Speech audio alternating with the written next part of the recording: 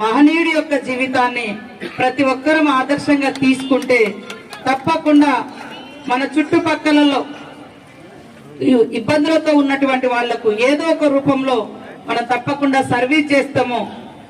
Louis Braille గారితో మనకు ప్రత్యక్షంగా సంబంధం లేదు, చుట్టరికం లేదు, దేశం కాదు. అయినా కూడా వారి యొక్క జన్మదినాన్ని లేదా వారి యొక్క సంస్మరణను మనం నడుపుకుంటున్నామంటే వారు పుట్టుకకు గిట్టుకకు మధ్య చేసినటువంటి గొప్ప పనులు, ముఖ్యంగా ఈ లిపి అనేది కనుగొని ఈ సమాజానికి మనందరికి ఇచ్చినటువంటి గొప్ప వరం.